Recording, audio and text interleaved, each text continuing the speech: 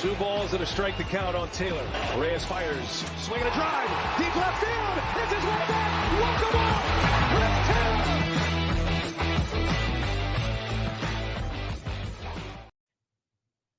Well, that just happened, Dodgers fans. I don't know what else to say. Welcome into DodgerHeads Live, presented by DodgerBlue.com. My name's Jeff Spiegel, joined tonight by Anthony Witrado. And I think that's what getting kicked in the groin feels like, Anthony. It's getting your hopes about as high as they could possibly be, and then watching your team hit into a game-ending triple play. Not a typo there, not a miss here on your part. A game-ending triple play with Shohei Ohtani on deck with the go-ahead run at the plate. I don't know. That's what I got, Anthony. Wow. Yeah, that was it was essentially not good from the start, and it ended, just awfully. Yeah. That was, that you're going to have to see that. Like if you ever go to a game at Petco or you just watch any sort of Padres highlights, just from an organizational standpoint, like you're going to see that play for years to come. That's their Steve Finley hitting the home run, hands raised for the Dodgers to clinch. Like the Padres just had that moment in Dodger Stadium right in front of our eyes. Yeah. That's get used to that highlight, because it's going to play for infinity in Padres land. Kind of doesn't matter what they do in the postseason. It's that was, first of all, it was an incredible play. Like, respect due, right? Like Machado made a fantastic read on that, fired the throw, and all three guys were out. Perfect. Yeah. All three guys were out. Yeah.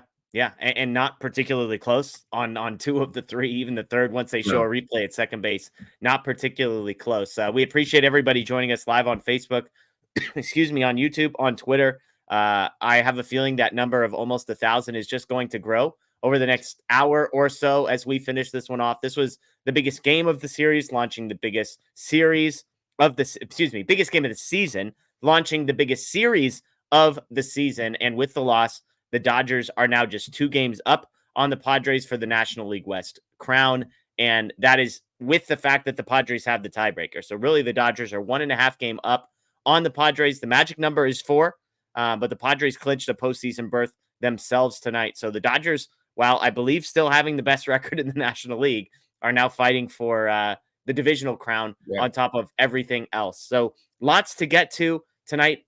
Again, we've got some super chats already in the queue. The Dodgers lose 4-2 to the San Diego Padres on a game-ending triple play. Dodgers jump out to a lead in the first with no outs in the first. It was already 1-0 Dodgers. However, they gave runs back in the second and the fourth. Landon Knack struggled to really, he didn't really struggle to locate, other than he made some mistakes, and the Padres punished it. We'll get into that. The Dodgers fight back in the ninth. 3 consecutive singles. Shohei Ohtani on deck. But again, Miguel Rojas, after showing bunt, which I know we're going to talk about that, the decision to bunt or not to bunt there, after showing bunt on the first pitch, grounds a hard ball down to third base. Machado, to your point, makes a great snag, perfect footwork, fires to second base, and it's an around-the-horn triple play. So let's get to some of these super chats, Anthony, and then we'll dive into this one. 300 GJW, unless we hit the ball out, we just struggled to score. You have to bunt there. Force them to walk Ohtani and take your chances with Mookie. This is the talking point, so we'll just start here. Miguel Rojas is up, runners on first and second with nobody out. Shohei Ohtani on deck. You've already cut the lead to 4-2 after 3 straight singles from Will Smith, Tommy Edman, and Kike Hernandez. Put them in that situation. Rojas is due up. I texted a couple buddies, and I said, you have to bunt here, right? In parentheses. It was almost like I was ashamed to admit out loud, Anthony, the decision to bunt. The ramifications of bunting are A, you don't know if it's successful, and B, if you do that successfully and Rojas bunts thrown out at first base, then Ohtani comes up with first base wide open and most likely ends up getting walked. And so then you're facing Mookie Betts with the bases loaded and 1 out. And I'm not saying that's a bad outcome, but you are taking the bat out of Shohei Ohtani, who is the best player in baseball. He is the best hitter on the planet right now. He's on an absolute heater of all heaters. So I'll just come to you. and I'm going to trust you on this one because I know you're not going to lie to me here. Yeah. When Miguel Rojas stepped to the plate and squared to bunt on pitch number 1, Anthony Witrado was feeling what? I was feeling fine with it. Okay. I thought. And now define fine with it. Like that's what you wanted, or you're fine with kind of whatever they decided in that spot. I was fine. I'm not a pro bunt guy typically, Okay. but I thought in that situation with those circumstances, it was fine. Like I didn't throw my arms up in the air when he squared, and I also wasn't cheering for him to be squaring around a bunt. One, because it does take the bat out of Ohtani's hand, no matter what.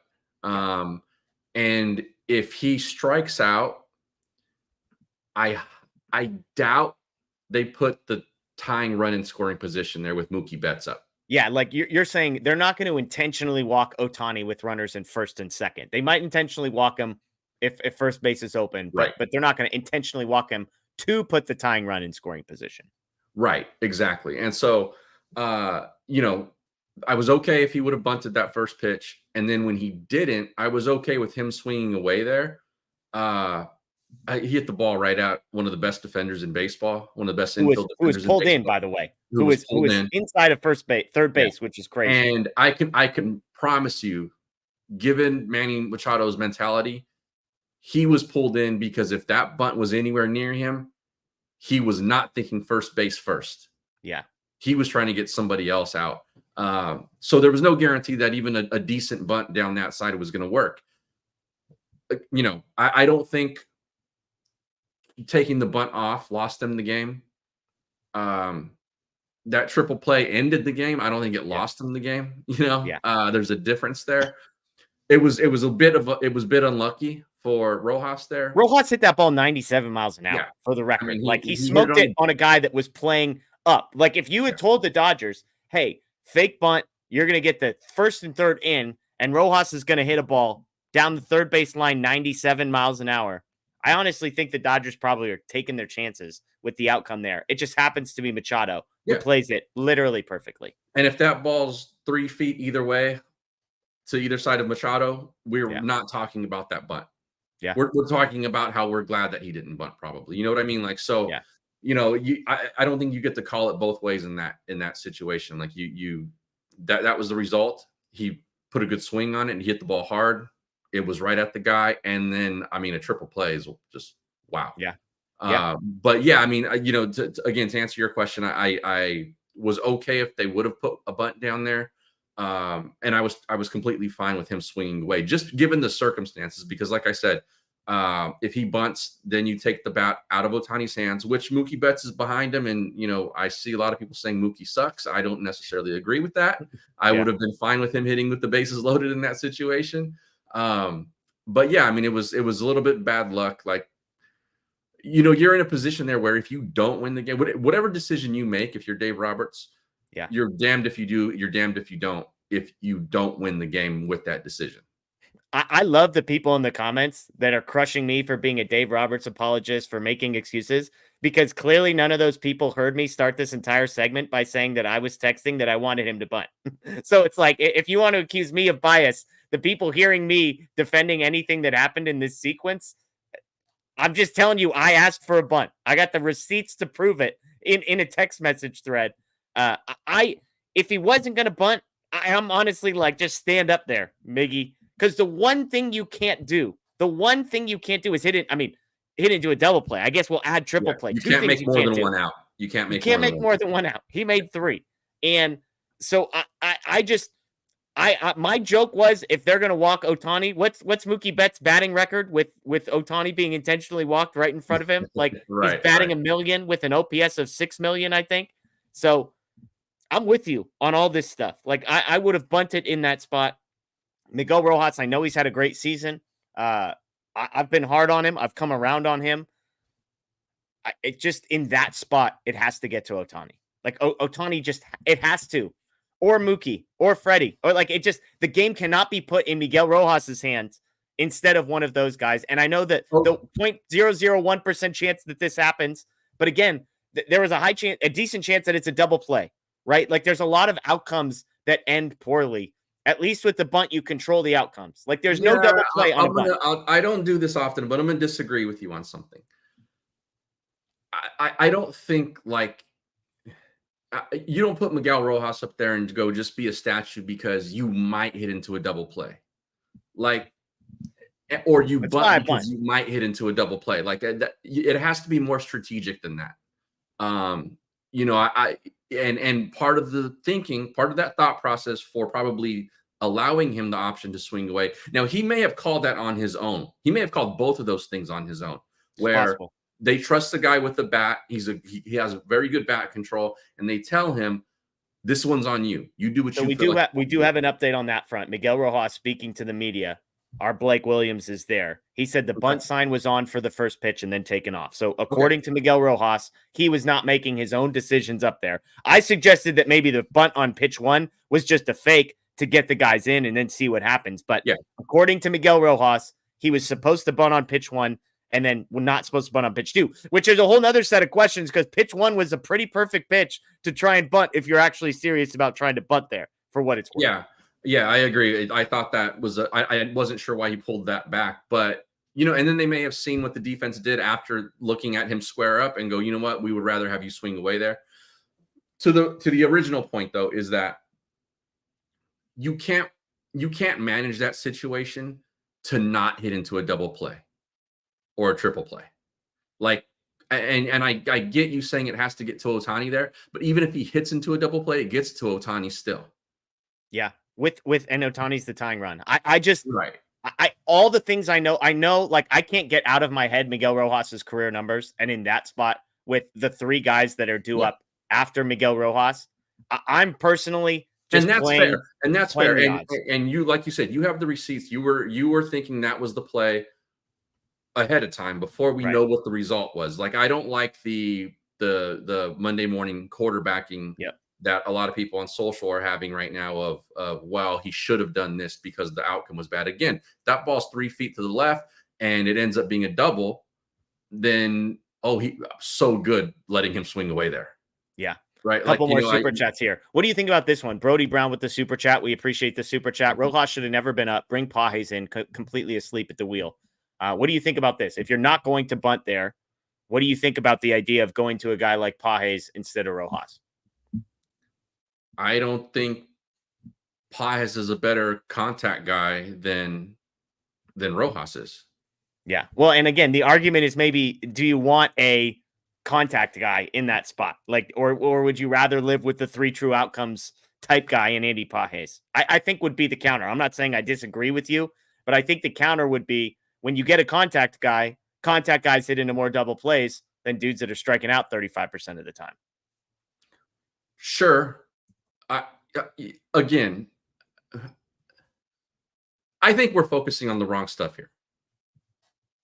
It was a ball hit hard, bad luck. I mean, no one's predicting a triple play. All-time bad luck. All-time bad luck. Triple play. That did not lose them the game. Yeah, we're taking one piece of this ugly game that ended up being a loss, and we're heaping everything on this one decision: bunt or not bunt, Miguel Rojas or Andy Pages or Kevin Kiermaier or whoever, Chris Taylor, whoever. And if you would have said, here's the situation, here's the score, nobody's out, Rojas is up, and he's going to hit a ball at 97 miles an hour, you probably take your chances. Take your chances. Look, again, I mean, I think it's we could sit here and I think it's fair to be asking the question of if Rojas bunted, because I think there was a real contingent of people that were asking for that. I think I would just argue you can say both and like nobody was predicting a triple play there, right? No. Actually, I saw Scott text something along the lines of like, are you assuming a triple play? Like the word triple play was mentioned. Nobody was predicting a triple play. And even if it's a double play, then we're still sitting here talking about Ohtani coming up with as the tying run, or maybe he gets intentionally walked and then Mookie Betts comes up as the go-ahead run. I think there's a lot of scenarios there. So we got a bunch of, go ahead. Last thought on this. Let me, two quick points. One, to defend myself here for what I'm seeing in the chat. I'm not saying they should not have bunted. I'm saying I was okay with either one. What I'm saying is then don't cheer the hit if he gets the hit. Then if you're saying, and not to you, Jeff, but you're the people who are like, the only option there was to bunt. No, it wasn't. That wasn't the only option. Yeah. 2, if he does bunt and it's successful, let's say it's successful, and he takes the bat out of Ohtani's hands, and you guys are already piling all over Mookie Betts, and Mookie Betts hits in the double play, you say there's no way he should have bunted because obviously they were going to take the bat out of Ohtani's hands, and you need that guy to hit. So you're damned if you do, you're damned if you don't. I do think the Mookie point is fair based on the mentions that I saw on social media. If Ohtani gets walked to get to Mookie Betts, there would have been some people critical of that decision, depending on how that one had ended. Timmy with the super chat here. Thank you, Dodgers fans. Post incoming T-minus 2 weeks. 2 weeks, some people might tell you is too long. It might be sooner, according to people that might be doing the math and saying, do the Dodgers not win the division? Do they have to play in the wild card round? That might come a little bit quicker, although I guess 2 weeks is about right on that one. Risen Indeed says Dodgers are toast. Padres own them. Dodgers are fading. The Padres are the best team in baseball right now, as far as record over I believe it's since the All-Star break. The Dodgers are the best team in baseball when it comes to just over the entirety of the regular season. Yes, the Padres have owned them this year. I don't think the Dodgers are fading. Like, I don't think you're going to find a ton of win-loss stuff to suggest that they're fading. However, they're fading in the divisional standings, which is the number that matters the most right now. And technically that is true, they're fading, quote unquote, fading to a team that has been playing absolutely out of its mind and has probably been playing baseball at like 110 win pace. Yeah. With the loss tonight, the Dodgers have still won 6 of their last 9. So they were 6-2 in the 8 prior to this one. So including the loss, they're 6-3. And again, you could go back a month and the numbers are pretty good for the Dodgers. David with the super chat. David, we appreciate it. How many times has that happened in the history of baseball? Triple play to end the game. Unbelievable. I don't have an answer for you, but I mean, this number can't be higher than like 5 at the most, right? Yeah, I believe it's happened before. I mean, I can't remember the last time it happened. And I don't know that I've seen an around the horn one like that. That was impressive. Yeah, absolutely. I'm sure somebody, Sarah Lang, somebody like that will have a great stat for us on the last time this happened, if it had ever happened. Stage 1 says, if you're not going to bunt, use Taylor there. I don't know.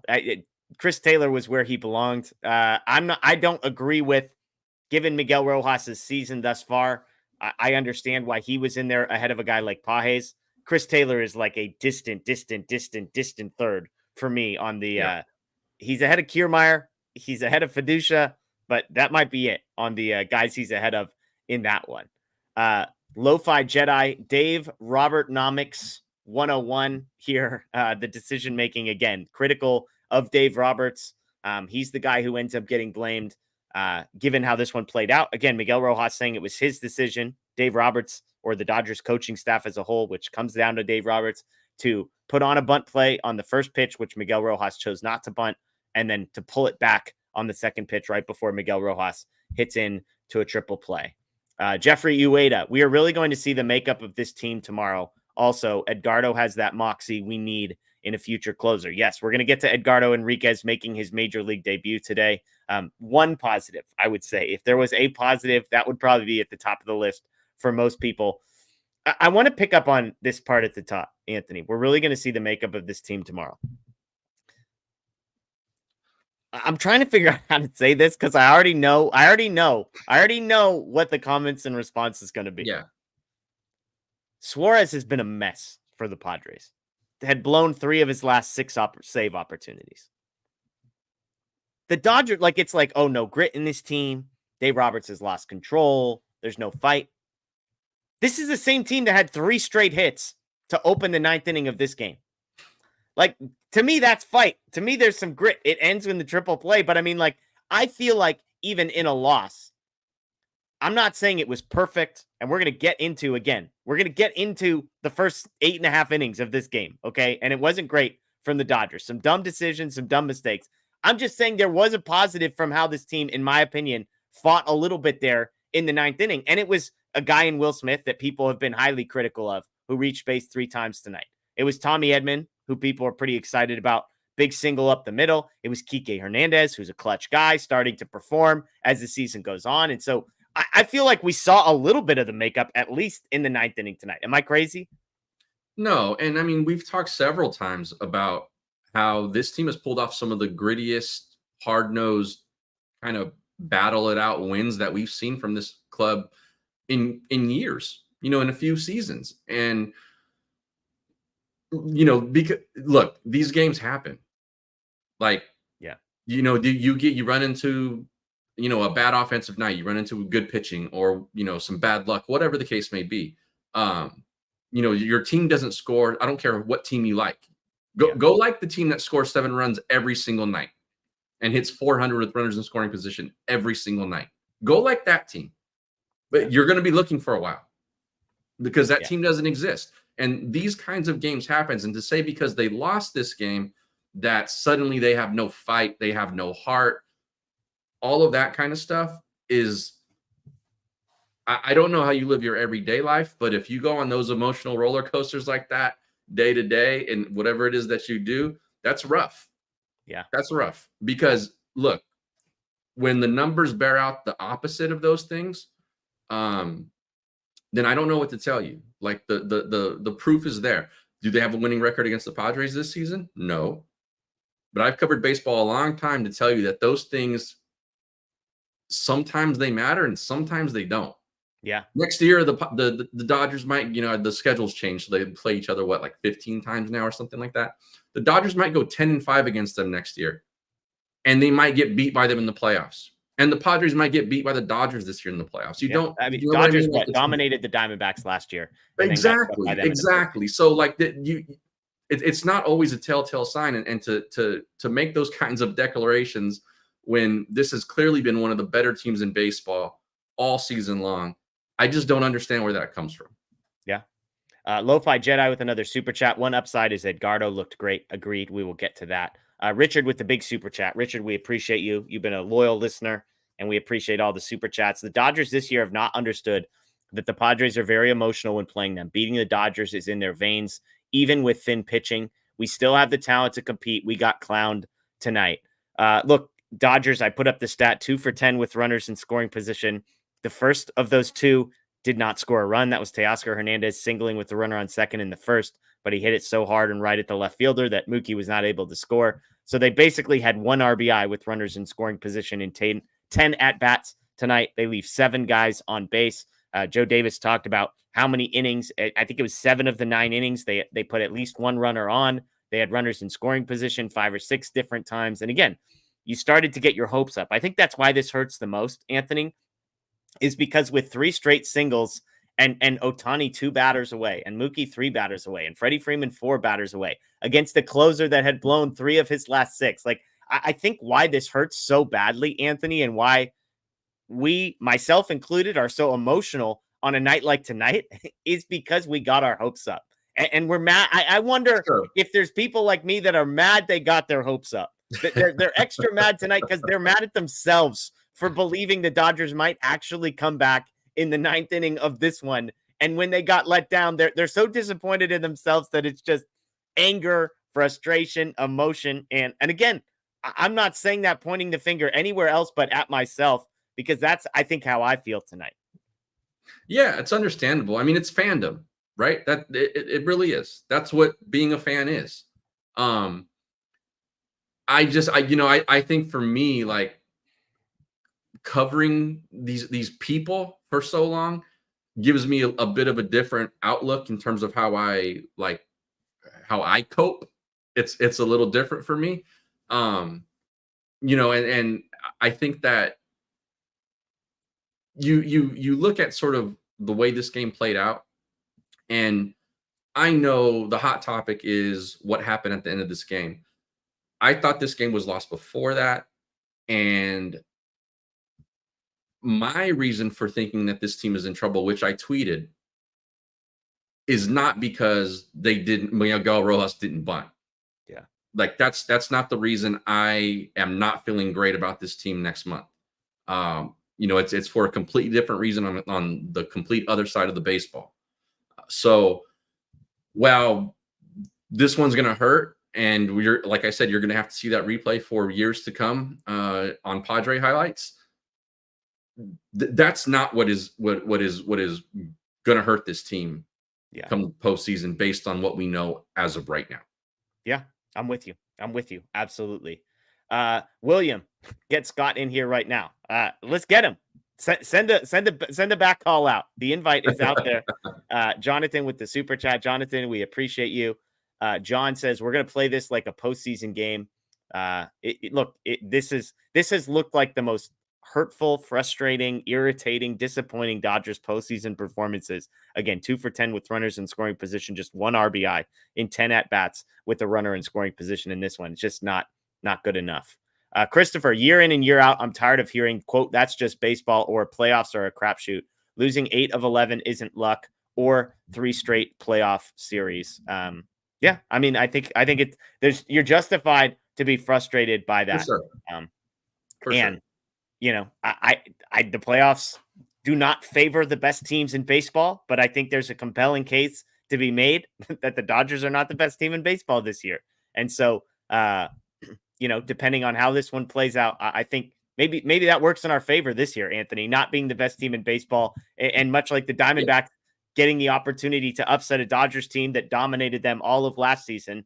Maybe the Dodgers have a little role reversal in October.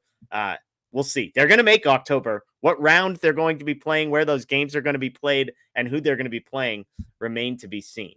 Ty with the super chat. Let's be honest, Dodgers have no reliable starter behind Flaherty. What's happening with Freddie's demeanor? He's bringing the whole team down. Snap out of it.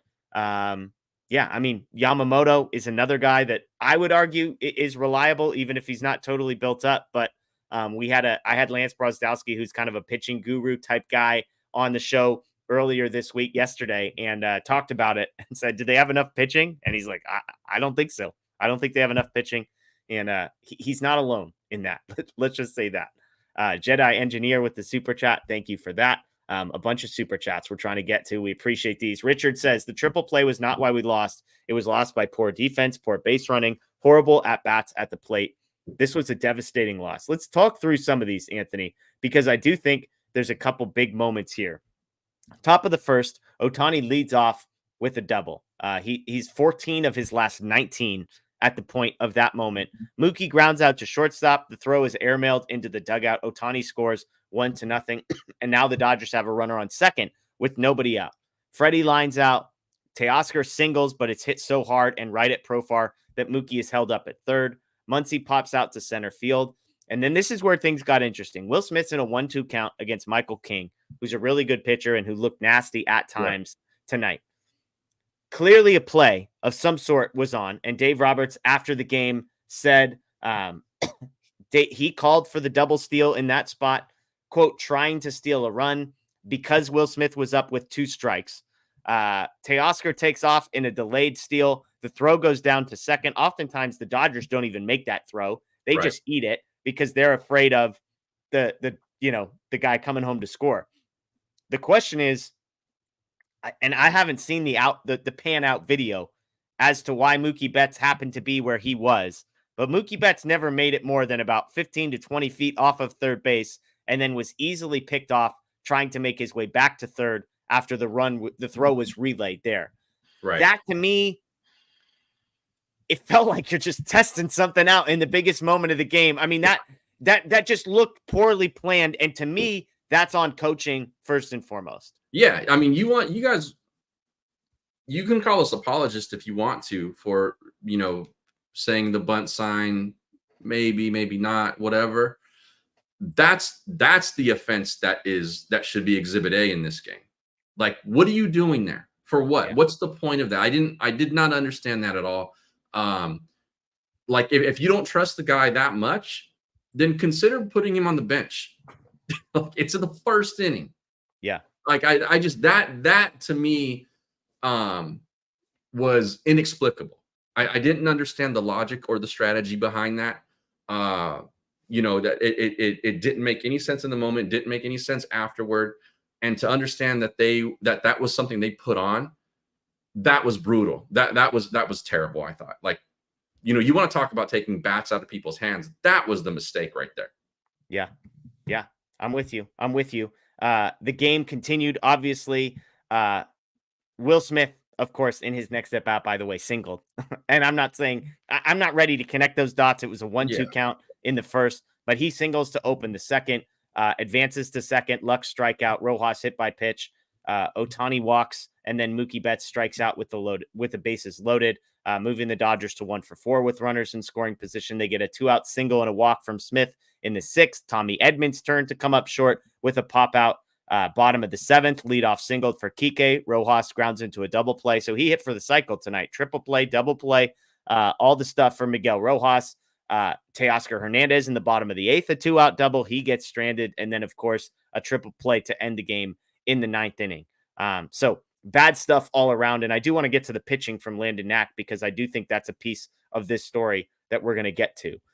Godfrey Reyes with the super chat. Again, thank you for these. Padres just playing with more attitude. They won. So I'm not going to sit here and talk emotion, attitude, that kind of thing. They won. And when things are going your way, there tends to be a little more excitement and a little more attitude. Jedi Engineer, question: would you have challenged Mookie's out at third in the first, given how the replay made it look like Machado was blocking the bag? I hadn't thought about this, honestly. I mean, he was clearly out.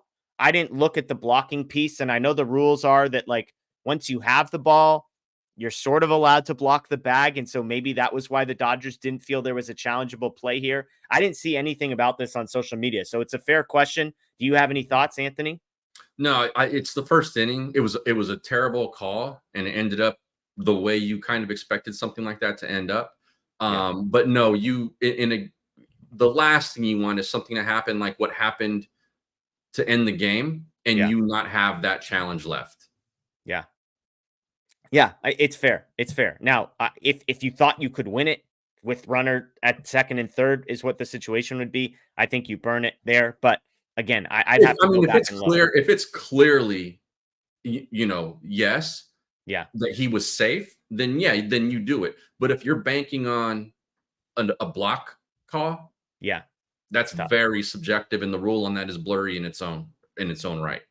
Brody Brown, we aren't even competitive against the Padres starting pitching. It's a major problem going forward. This was the one thing that I did want to mention is that it's interesting because on one hand, the Dodgers were competitive against Michael King tonight. It just felt like when the moment approached and there was a runner in scoring position, the Dodgers stopped being competitive. I believe the Dodgers put more runners on base tonight than the Padres was a stat that they gave out. Obviously, the Dodgers had 10 at-bats with runners in scoring position. They couldn't just cash them in. I get accused of being the apologist, so I'll just, I guess, continue to lean into this one a little bit. Michael King has the third best ERA in Major League Baseball over the last 3.5 months. Since May 16th, 4.5 months. Over the last 4.5 months, he's the third best pitcher in Major League Baseball, according to earned runs. So, yes, I know the Dodgers struggled, but sometimes it's a both and. And I want to be clear, it's a both and. Michael King was not perfect tonight, but at times he was nasty, and he's been one of the best pitchers in baseball for 4.5 months. I just think it's worth, maybe that's 25% and 75% is the Dodgers' bad offense. I don't know, but it's not zero on Michael King, is my point, Anthony. No, I mean, they ran into a really good pitcher. Just because you don't know his name or he doesn't have a Cy Young award next to him doesn't mean he's not good. Sometimes you run into good starting pitching. And the problem with the Dodgers is that when October comes, they're going to run into those guys. And it's not so much that the offense can't compete. It's that you snowballing teams for 7 or 8 runs is far more unlikely. And then what happens is you cannot give up crooked numbers as a staff. And so that's where my fear lies with this team, is that I don't know that their run prevention at this point is good enough that it gives the offense enough daylight to have a game where they run into a buzzsaw of a pitcher and they don't look great and they score 1 or 2 runs. Yeah. It's true. Look, I don't know. The Dodgers had opportunities to score and didn't cash them in. And I think part of that is because of the guys on the other side, Michael King, Tanner Scott, etc. And part of that is because the Dodgers, who I've said all along are going to win with their offense, didn't win with their offense tonight. So it's all there. Luis, at least Shohei knows what to expect in October. Come on, let's hope not. That's kind of funny. It's kind of funny. Let's hope not, though. Lucas and Sadie show. Bullpen game greater than Landon Knack in the playoffs. I think this was the other thing that needs to be mentioned. I tweeted after Landon Knack had a 1-2-3 in the first inning. I said, I really think this is kind of an audition for Landon Knack for the postseason because it's a postseason atmosphere. It's the biggest game of the season. It's against a team they're going to face potentially, or the type of team they're going to face in the postseason. Landon Knack's final line tonight, Anthony, 4 innings, 5 hits, 4 earned, 1 walk, 4 strikeouts. He gave up another home run, which has been his sort of bugaboo, if you will, all season.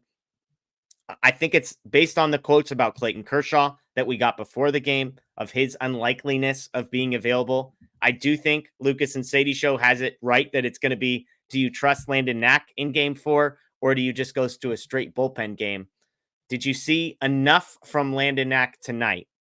Or is this game a small enough sample size to where the next start that Landon Knack makes or the next most important start that Landon Knack makes could potentially be in a postseason game and you'd be okay with it? You said game 4. Who do you have pitching game 3 at this point? Buehler. Okay. I mean, whether you like it or not, I think Buehler is pretty much in that spot. Would be my understood. Guess. Understood. I think I go with Knack, and here's the reason. You have guys, I think, in this rotation right now, and this includes Flaherty a little bit for me. I don't know that you have a shutdown guy at this point. You got a couple frontline type of guys. I don't know if you have a stopper. And I don't know if you have anybody there who you know or who you can feel confident in giving you 7. Yeah. And with Yamamoto, Buehler, maybe Knack, you might be lucky to get 15 outs. Yeah, I think what you saw tonight is like what would be the baseline of expectation for Landon Knack. Like maybe it's 4 innings, 3 earned, but I think it's like it's not going to be. I wouldn't pencil in a whole lot better than 4 innings and no less than probably 3 earned runs. Yeah, and so my point being that the reason why I think it's probably Knack is because you're already taxing your bullpen before you even get to him. I think. Yeah. So you're saying you need Knack because you're going to need the bullpen to piggyback on Yamamoto, who's still building up, on Flaherty, who has been solid but not great, Walker Buehler, who has gotten deep at points but also has an ERA of 5-something, I believe. So your point is that even if you wanted the bullpen game in game 4, they're going to be used. Yes. And for some of those Walker Buehler starts, it was like, okay, buddy, you got to go wear it. And he's ended up being, he settled in a little bit at times and giving you some extra outs. But like in the playoffs, you start the way he's starting. He might not make it out of the second inning. Yeah. No, I think it's a fair point. And Landon Knack started this game well for first 4, but then Cronenworth takes him deep. They had this stat on the broadcast. I had to go look it up. Jake Cronenworth did not have an RBI since August prior to this one. Ends up with 3 RBIs, the 2-run hanger. And again, this is Knack's problem, is giving up the home run ball, which will absolutely slaughter you come postseason time.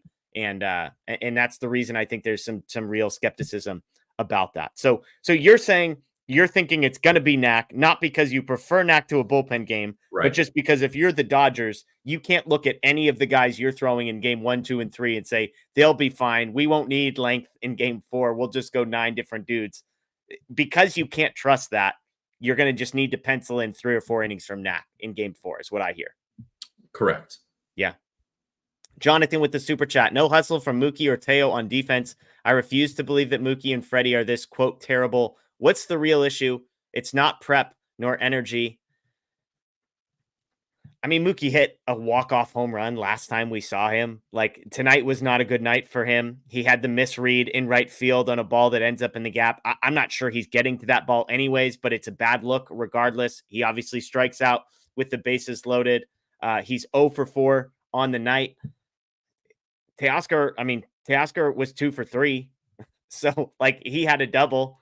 and a single. He had one of the 2 hits with runners in scoring position, and then a double later in the game. I just think it was a bad game. I mean, again, I know people can't get the picture of Mookie in the playoffs out of their minds from last year, and I'm not saying I blame you. I'm with the middle part of this. I refuse to believe that Mookie and Freddie are terrible. That's where I'm at right now, Anthony. Yeah, I mean, appreciate the super chat, Jonathan, but I can't get on board with them being terrible, even if it's in quotation marks. No hustle from Mookie. Like, I mean, it was just a few days ago that he crashed into the wall to start a baseball game for you. Mm-hmm. Like, you know, we tend to have like this super reactionary recency bias when a team loses that we love. And then everything is bad. And again, we've said it before, like, you know, part of our job is to, you know, sometimes validate feelings because we have them too, but also to provide some perspective. And like, you know, given the kind of season Mookie's had, to say that he's terrible is just, it's kind of, I'm not sure where that comes from. And then to say where he doesn't hustle, again, when a couple of days ago, we just saw him smash himself into the gate that covers the scoreboard in right field to make an out on the first out of the game. Yeah. You know, I can't buy into the not hustling thing either. Like, when he did it, I was like, maybe don't do that. I'd rather have ball go off the wall for a double to start the game than you get hurt again. Yeah. Mookie did hit a ball 393 feet to dead center tonight. That was 101.5 miles an hour off his bat. He had a second ball that was 99 miles an hour. So, you know, again, nobody wants to hear it tonight, but, yeah, maybe things are never quite as bad as you think they are, and they are probably never as good as you think they are. The answer lies typically somewhere in the middle. More skepticism for Mookie Betts. We'll use that word. Mookie loses sight of the strike zone in big games and playoffs every year. Maybe they shouldn't have signed him. Maybe they shouldn't have traded for him or signed him.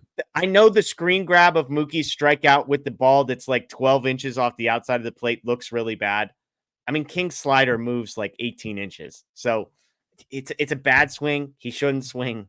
There's a part of it that's a good pitch. Nick with the super chat.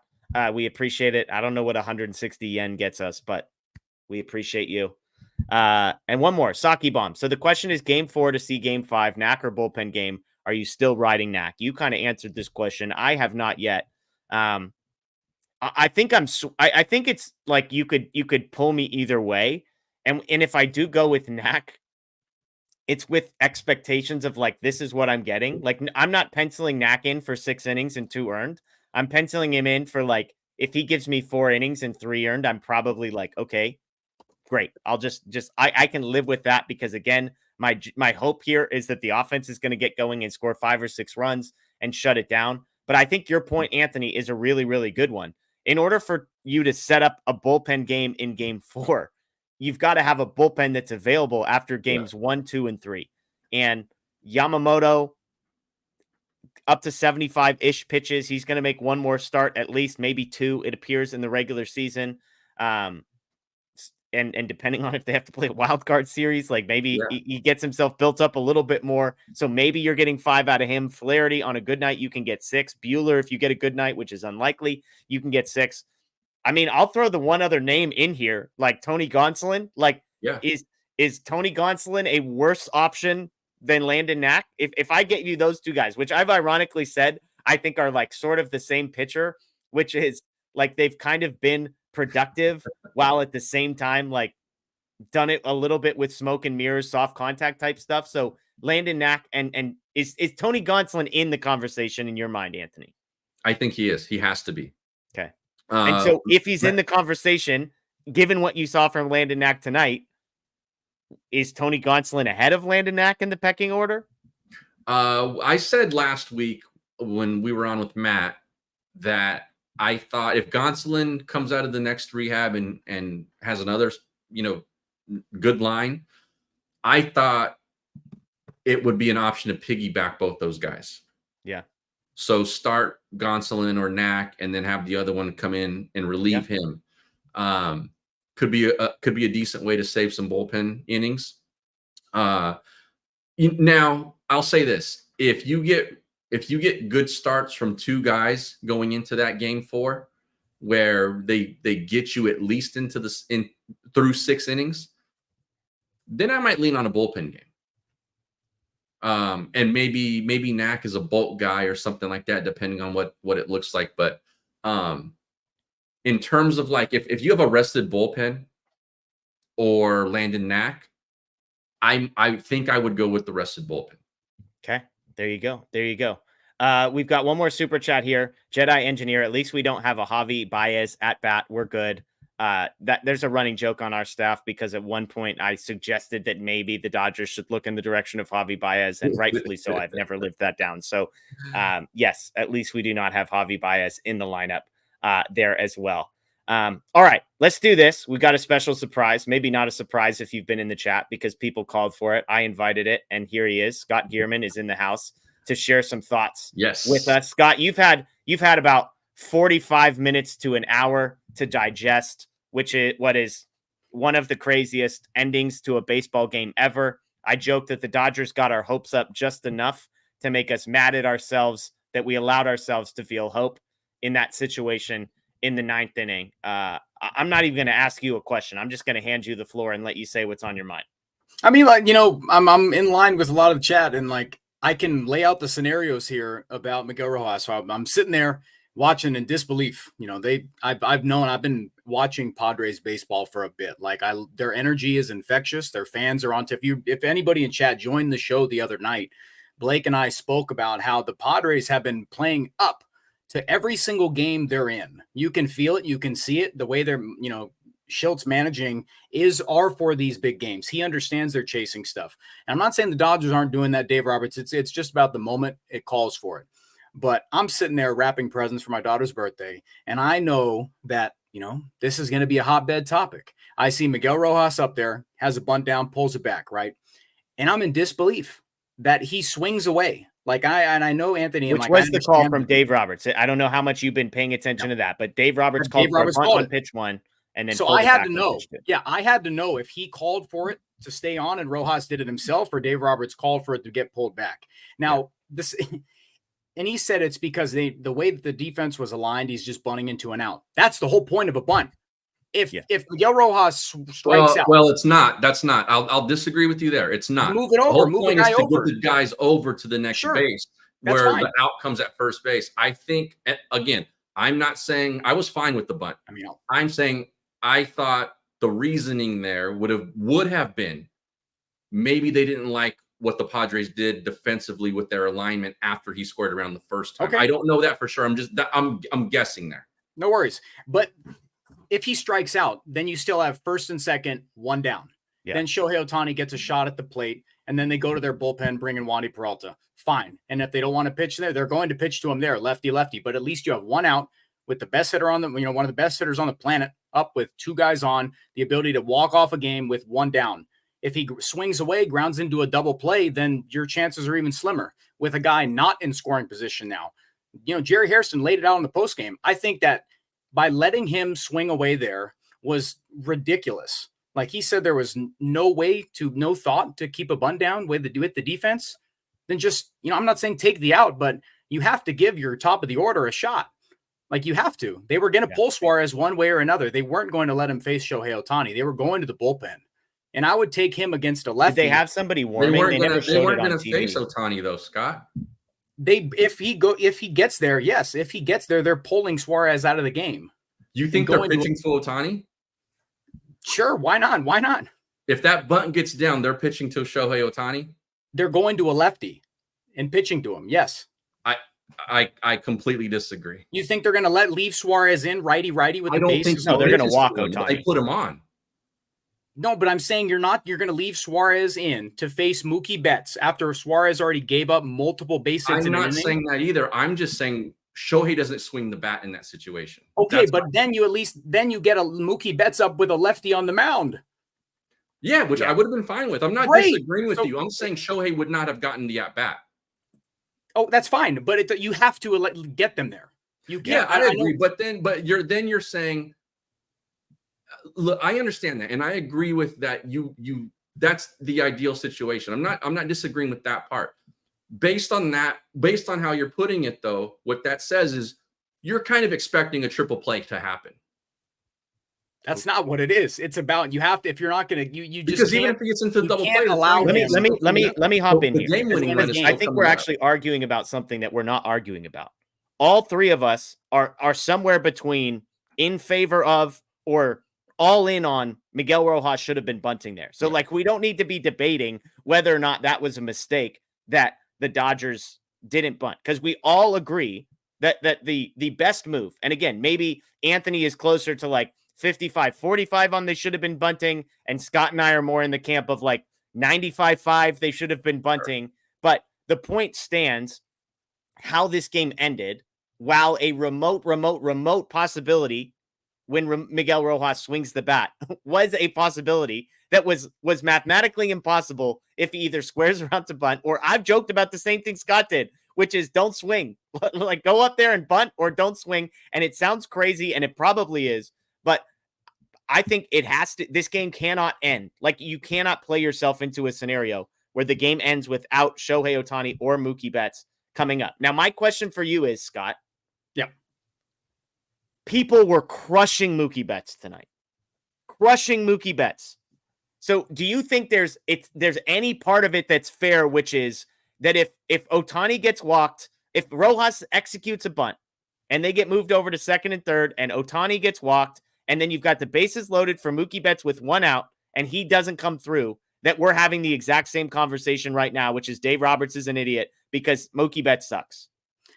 I'm going to pause for 1 second. Chad, I'm going to need you guys to chill out on Anthony, because Anthony's, a terrific baseball mind. He does a fantastic job. So this is not, a time to bash him. We do, the best job that we can on here, and we take, time out of our day to do this. We love being with all of you. So Anthony, it's all love. So I don't like people in chat bashing him like that. But to the argument about Mookie Betts, it's that he's just the caliber of hitter that Mookie Betts is. Mookie Betts has shown that he can go, if he goes 0 for 3 and doesn't come through earlier in the game and has a big moment, the odds are higher that Mookie Betts is going to elevate something and put you in a run-scoring spot than Miguel Rojas swinging away. And that's the root of it for me. If you have an opportunity to turn the lineup over with nobody out, you have to do it. I don't care how you get it done. If you stand there like a statue, like Miguel Vargas in spring training, you have to do it. You just if it's giving away an out, I know that's not what it is, but you just have to do it. Yeah, it has to be. I'm with you. And again, I think the way this played out, this is the beauty of baseball, is we could try and go back and legislate like what they should have done. Well, and if they had done A, then B may have happened. And what about if C was the outcome? Like, regardless of what happened, regardless of the decision-making and the why and the decision to play the bunt and then to not play the bunt and then where the ball gets hit, if they hit into a triple play, Ohtani never comes up, Mookie never comes up. So I want to circle back, Scott, to kind of where you started, because let's put the Rojas bunt decision behind us. Yep. There is this narrative, and I'm not, when I say narrative, I want to be clear. I'm not saying it's wrong. Sometimes we use the word narrative to describe, that's like a fancy way of saying fake news. I'm not saying fake news. There is a narrative that the Padres, quote, want it more. And you talked about the energy and Mike Shildt managing for the moment. Like, help me understand when you say, hey, Mike Shildt is managing for the moment. He's managing for big games. Help me understand, because Mike Shilt's also the guy that went to Suarez there. And I imagine there weren't a whole lot of Padres fans fired up about that. So what did Mike Shildt do specifically? Like, what did you see from the Padres specifically that is different from the Dodgers? Oh, I mean, today they just, I know you mentioned about Knack that he struggled today, but it's, they take their opportunities. They've been playing at an unreal level offensively. They put the bat on the ball there, but the way you see him manage his bullpen, he gets a lot of usage out of Jason Adam, Tanner Scott, Estrada. Even with his struggles, he's found a spot for him there, and Suarez is his closer. So I assume that with a lead there in the ninth inning, he's going to stick with it, But if you've been paying attention to how he's managing, I know we have a lot of Padres fans in here. Mm-hmm. I've watched him manage a ton of games with putting his best arms out there consistently. Tonight, it just looked like a run-of-the-mill game for him because they got a lead off Landon Knack, who was leaving a lot, like you mentioned in text, that he was leaving a lot of pitches in hittable spots. But Shildt manages his bullpen like the game is to win. And that doesn't say anything. I can't say that, Dave Roberts could have done stuff differently tonight before the ninth inning with the bullpen. But as far as the way that Shildt manages, he sees a game in hand. He goes for it. I don't see him waving the white flag a lot. Yeah. Yeah. And I'm no disagreement there. Like, Lucas and Sadie Show fans overestimating Padres energy. Facts are they got a legit rotation. And that's, I think that, right, that helps. The Padres won. So when the Padres win, we can go back and say, here are the reasons why they won. And some of them, again, are true. Like, you can see the way Profar is playing out there. You can see the hype and the positivity and sort of the energy. That's the word that keeps coming up. Yeah. Tatis was 0 for 4 tonight. Machado is 1 for 4. Profar's 1 for 4. So if the Dodgers win this game 5-4, I'm only imagining what the Padres postgame show would have been talking about, Anthony. Low energy. Yeah, maybe. Or I mean, I think it would have been crushing their manager for going to Suarez. Like, yeah, I have not followed the Padres hyper closely. So they go to Scott, they go to all those Morejon, they go to all those guys who are legit, right? I'm blanking on Adam. Is that the guy? Yeah, Adam, who's been like insane, better than Scott in some ways. And then they bring Suarez out and they're like, oh yeah, this guy's like a 9 ERA for the last month and a half. He's blown 3 of his last 6 save opportunities. I'm like, I can't believe this is the guy they're putting in this spot, that in this situation, that this is still the guy they're going with. That would have been like if the Dodgers put Kopech in and then Phillips in and then whoever, and then it's like, okay, Daniel Hudson, here's the ball with the 2-run lead. Like, people would have been losing their minds. Yeah, I agree with this super chat wholeheartedly. There's a saying in baseball, every organization has it, and it's momentum only goes as far as the next day starting pitcher. And what that means is the Padres had this win tonight. If they come out and they give up 3 in the first inning tomorrow, that momentum's gone. And then all of a sudden they're not playing with that quote unquote energy until something goes right for them.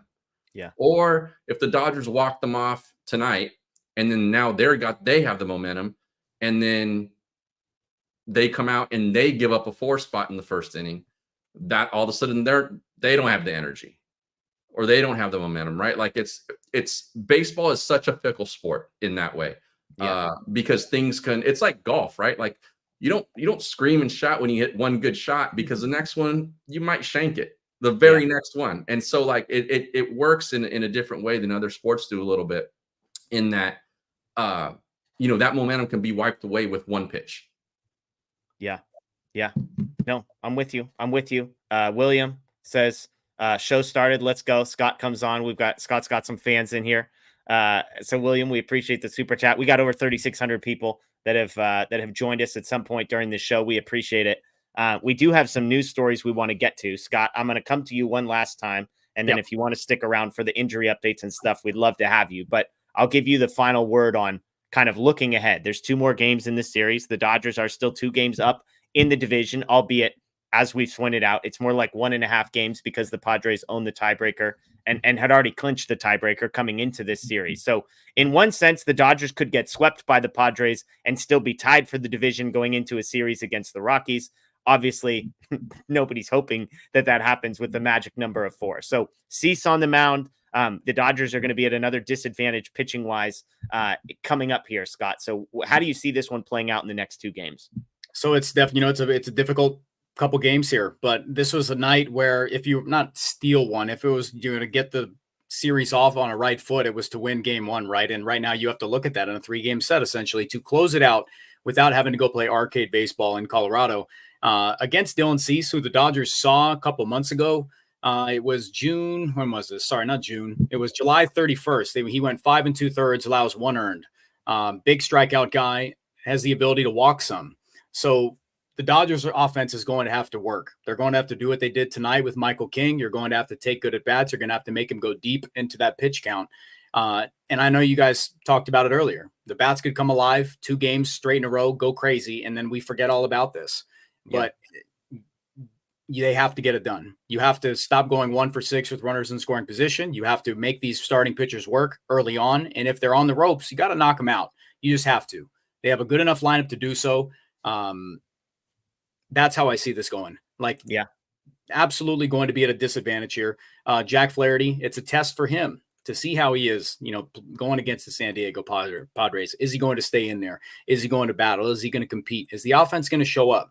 because like Jeff, you and I, Anthony, we talked about this when we were on. You've got to give your offense a shot to stay in, to actually come up to the plate. You've got to give your pitching a shot to stay in the game, to keep them there, give your offense a chance. Both have to work with each other. The offense didn't work for the first, not 8 innings.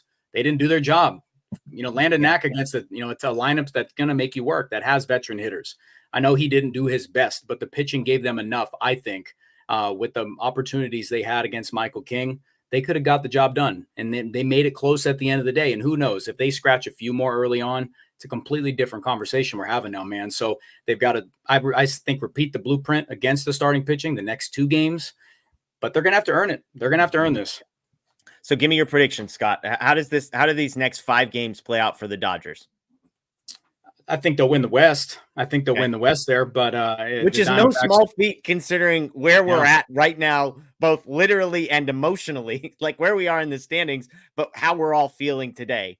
So you say the Dodgers still win the West? I can say the Dodgers still win the West, and there's definitely some copium in the fact that if it's going to have to come with some help from the Diamondbacks, I think. But they take care of 2. If they win 1, then they're in control of their own destiny here. But the Padres, if they sweep the series, then it's theirs. It's theirs at hand. So they're going to have to earn it.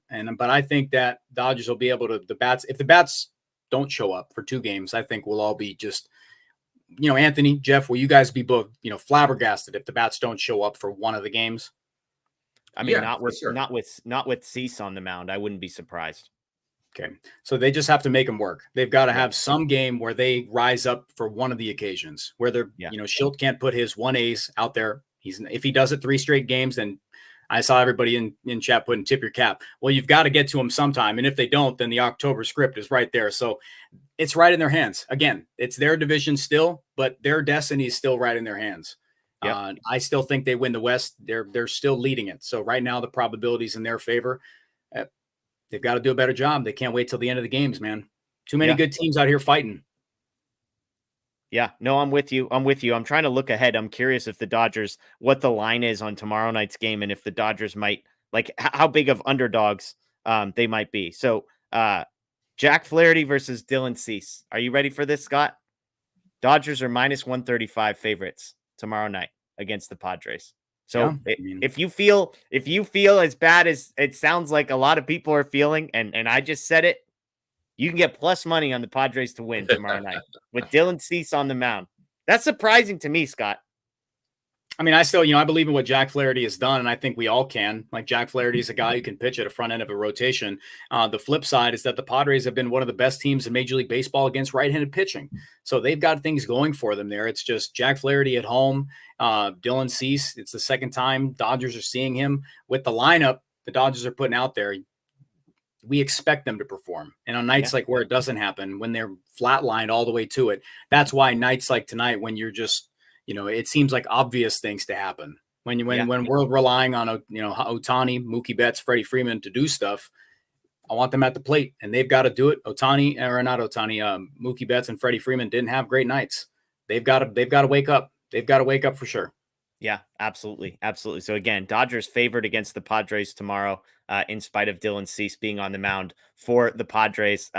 2 big games coming up for the Dodgers, and then, of course, a few more games. Scott, we appreciate you hopping in and joining us. I know you're saying to me offline that you've got to run, so thank you for that. I know the chat appreciates it. So you will be back on Thursday. Once this series ends, you can check Scott and Blake out on Thursday night with that one. So we appreciate that. We're going to shift gears here a little bit and get to a couple pieces of news that came out before the game. And one of those came out before the game and then sort of was front and center in this one. That was Edgardo Enriquez, the flame-throwing right-handed relief pitcher, Anthony, who was called up. This is a guy that a lot of people were clamoring for. I wasn't positive if it was actually going to play out where he was going to get a chance, but he needed to be added to the 40-man roster this offseason to be protected, which was obviously going to happen. It was just a matter of if a guy that began the season in high A was going to make his major league debut in the same season. He was called up, which was part 1. And part 2 was he got into this game, 2 strikeouts in 1 inning, gave up a loud contact single that probably could have been a double, but the intensity, the fire that he had, obviously thrown 101 miles an hour by Tatis to end his inning, give me just your quick thoughts on Enriquez's major league debut.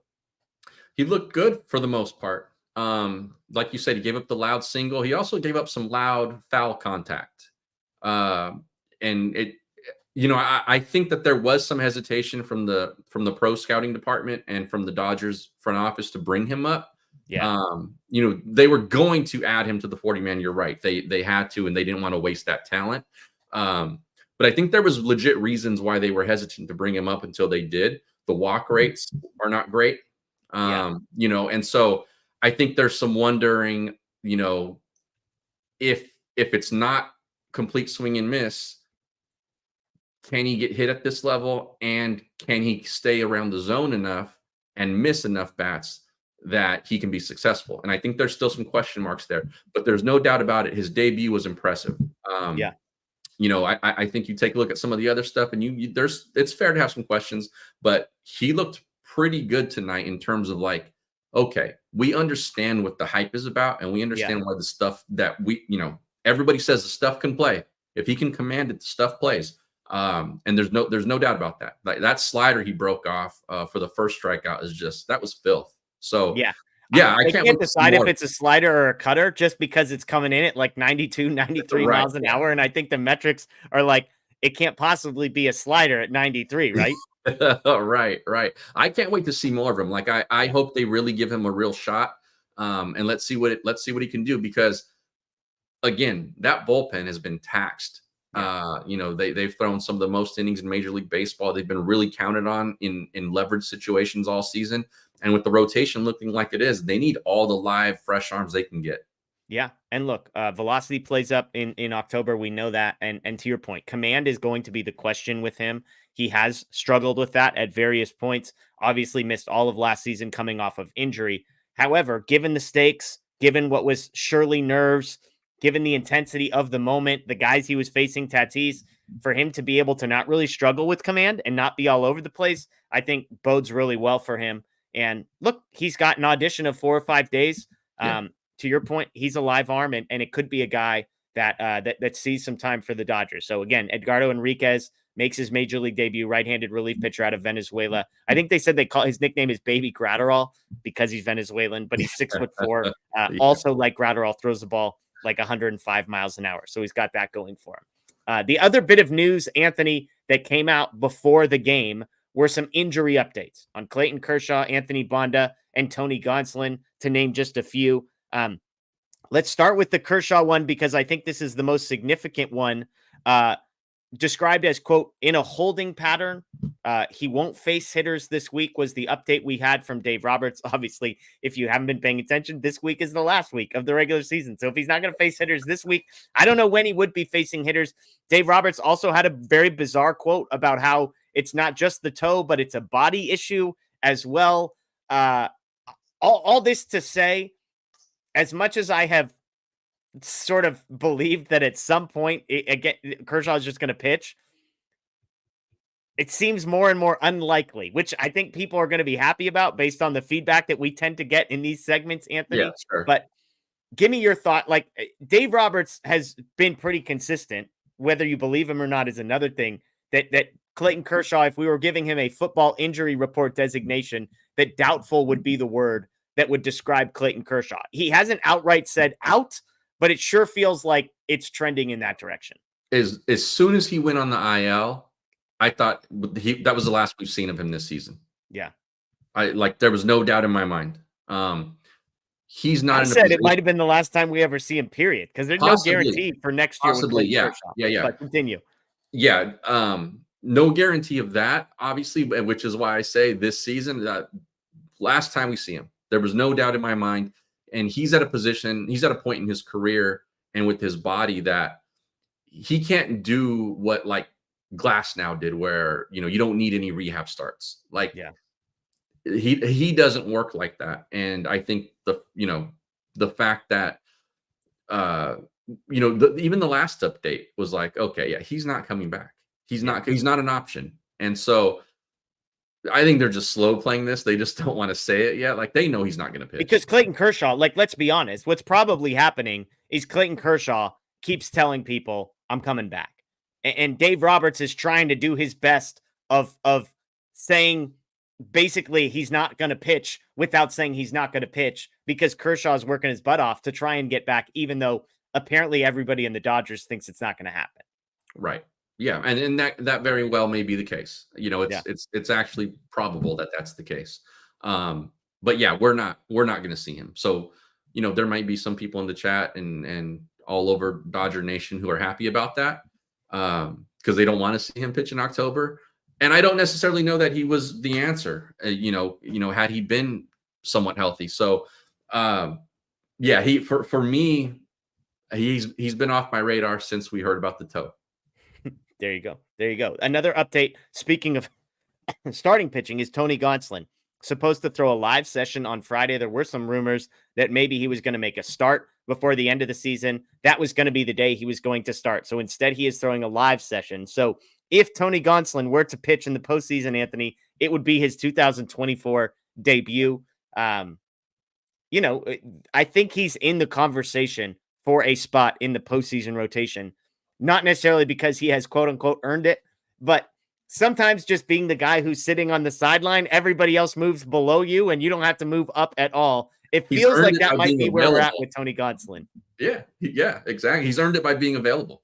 He's healthy enough to pitch. And at this point, with this rotation, that's all it takes. Again, we need live arms, right? And so it's worth a shot. Yeah. I think it really is, considering the state of the rotation and the health of the staff.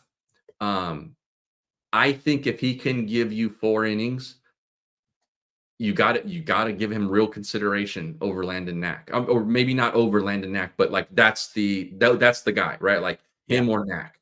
And like I said, maybe it's a piggyback kind of situation. But yeah, I think that you have to give him serious consideration now, given the state of where things are with your pitching. Yeah. Sometimes it's the unknown. Like I've seen this a lot. Like oftentimes I catch myself. Justin Robleski is a perfect example.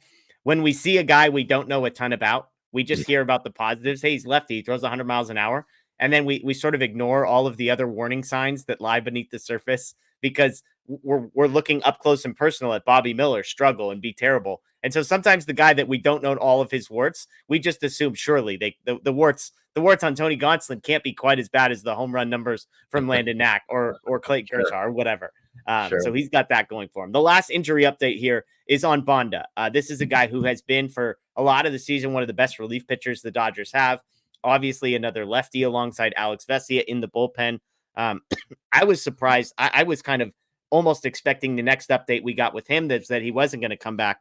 Instead, he's on track to return sometime this series. He'll have only been a minimum stay on the injured list, which is good news there. So I don't know if Edgardo Enriquez gets a couple days and then gets sent back down, or if it's Brent Honeywell who gets DFA'd, or where exactly he fits into this bullpen. But the good news for the Dodgers on the bullpen side, if the starters are going to be a mess, Anthony, at least the bullpen might be getting better with Bonda coming back. Yeah, I think so. And maybe good that he got a little time off. Maybe it's a little bit of a blessing in disguise for him. I'm surprised he's going to be on the minimum stay, considering like the initial reports we got out of that. So yeah, some positive news on the pitching injury front is always welcome. He's going to be welcomed back with open arms because again, they need guys who are somewhat rested, somewhat fresh. Yeah. And speaking of that, we did get there were some bad news updates, and I see some people mentioning the name in the chat. That was Gavin Stone. The update we got on Gavin Stone was not positive. His season officially over, according to the Dodgers. He was transferred to the 60-day injured list. This was something that we've been talking about. I think everybody on the show, Blake, Scott, myself, Daniel, Matt, you, everybody has been pretty consistent. Read between the lines on every Gavin Stone update, and it wasn't good. There are no minor shoulder injuries for a pitcher like this. When you're shut down from pitching and then there's no update and then he's still not throwing, this was seemingly and unfortunately always the way that this story was going to end. But the Dodgers make it official today that Gavin Stone's 2024 season officially over. And it was a great regular season, and we'll have time afterwards to sort of rehash and relive and celebrate what was a very, very good bounce back season for a guy in Stone. But as we're sitting here looking ahead, with 5 games left in the regular season, the Dodgers will not have Gavin Stone at any point this postseason. Yeah, I think now the hope is that this doesn't cause him to miss time next year. Because I think from what we know or don't know right now, there's no guarantee that he's back and ready for the start of the season or start of spring training. And given that it's a shoulder injury, that could go downhill very quickly in terms of like the updates and all of that stuff. So great bounce back season for him. He was a guy who earned real consideration for a rotation spot next season, assuming everybody was healthy and ready. But you have to wonder now if that's in jeopardy too, because of this situation. So really unfortunate, because it looked like he was a guy who kind of did have it figured out, in terms of like, okay, now I got my sea legs under me and I think I can pitch at this level, not to say that he was going to be a superstar or an all-star or anything like that, but like he was the kind of guy who could be a rotation staple, it looked like. And unfortunate to see this, because I think until the injury happened, he was being looked at the count to be a key player in the postseason. Yep, absolutely. Absolutely. And we, again, to your point, we don't know the full severity. We don't know if this is something that rest is going to heal. We don't know if this is something that's going to require a similar surgery to what Clayton Kershaw experienced in the offseason, which caused him to miss more than half of this season. So lots Glass now, Stone, both in the same boat. We just don't know. We don't know if surgery is necessary or whatever. We know with Glass now it's an elbow, with Stone it's a shoulder. And so it remains to be seen beyond that. Folks, that's going to do it for us tonight. We appreciate everybody, 3,700 people in here on Facebook, on YouTube, on Twitter. I know we usually get to some questions at the end of this one, but this one ran long. We got to a bunch of questions at the beginning, so I apologize that we're not going to get to any of those tonight. I will be back tomorrow night. Greg Bergman of ESPN LA, I believe, is going to be doing the postgame show with me. Hopefully that's after a Jack Flaherty solid performance, the offense lighting up Dylan Cease, and the Dodgers sort of giving everybody a chance to take a deep breath and lowering that magic number to 2, giving the keys back to the Dodgers, basically, for winning the division. If they win one game against the Padres, then their fate is in their own hands. If they get swept by the Padres, then what happens between them and the Rockies is not as important as what happens between the Padres and the Diamondbacks to close out the season. So thank you, everybody, for joining us. Yeah, I see our account. Bergman might lose it on air if the Dodgers don't win. It might not be a happy Greg Bergman. We'll see. He has been positive vibes, optimistic guy lately when I've been on the Blue Review with him. So we'll see what version we get tomorrow. Thank you, everybody, for joining us. If you're new here, please subscribe, ring the notification bell. If you're a podcast person, Apple, Spotify, Google, 4 or 5 nights a week. Live post-game content here, 5 or 6 nights, I should say. Live post-game content here on Dodger Blue 1958's YouTube channel. That is Anthony. I am Jeff, folks. Enjoy the rest of your night. And as always, go Dodgers.